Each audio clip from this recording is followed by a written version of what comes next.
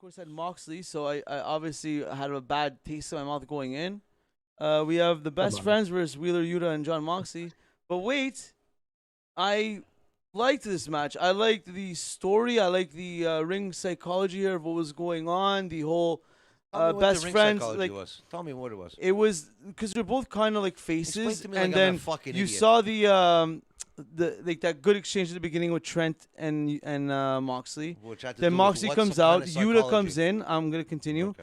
Yuta comes in and Chuck Taylor comes in now, like, and they put over that Chuck Taylor was the one who, like, whatever, showed Yuta into AEW, whatever, that kind of showed him some shit.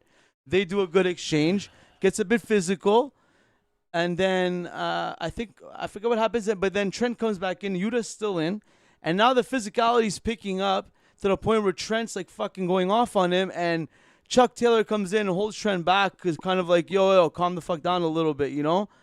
And then Yuta uses that to his advantage, and then that pisses off Chuck Taylor too. And now the best friends kind of get that heel heat going on, where they're now like being a little more pissed off, a little more aggressive, and that's pretty much like how, like, because I'm like, again, I'm like a classic two good guys, but then you saw the story happen there. Like, he was trying to be the better guy, Chuck Taylor. Yuta took advantage, so they got pissed off now, and you see them getting a little more aggressive. And there were some hard shots in this match. Like, there's a couple of times, like, fucking Moxley smashed Trent in the face, like, fucking hard, man. And he just took it. Trent is a great wrestler, too. Like, I feel, I wonder if he is ever going to get his own push or if he's, stuck in that category. But I love every time he's in the ring. And that's what I have to say. But that's the story I saw build in this match. And like I said, a good amount of Moxley, some good exchanges. And that's I liked it. And also note the only thing I didn't like was the commentary was just all over the place. Like, you couldn't hear what the fuck William Regal was saying. You don't even really know what Orange Cassidy's voice sounds like.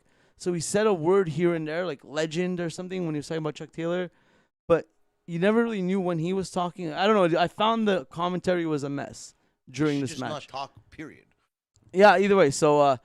Regarding the ring psychology and the match psychology, that's my little take on that. I'll go to you first because I know you're just bottled up and you want to unleash on me before we go to Alex. What's your take on this match? Oh, there you got it. That's Frank. A large sigh. Yeah. Alex, what's your take on this match? I enjoyed the in-ring action. I thought we're just looking at the match itself was very good. I agree that the story that was the story of the match. The only thing I would have liked is that if they teased that prior to the match, instead of having the best friends kind of play the heel role or turn heel during the match. Well, not really turn heel, but you know what I mean, like act like dicks during the match. 2 weeks in a row they do that, and I'm kind of interested. I'd like them to turn heel, actually. Yeah, because that's it. Like last week we had the tease where, like, he came out with a chainsaw. It was like a joke. At least this week it was more serious. But I feel that, especially given the backstory with Yuta and the best friends, you could have done promos on it. Some backstage promos, like a little video package about it. A video package? Going in, yeah. God forbid, right? See how many times we say a video 30-second package today? clip. At least. 30-second But clip. to their defense, if you only watch Dynamite every week, which is pretty much the show that I watch beginning to end, you kind of saw this story develop, and you kind of, you know what I mean, know a bit.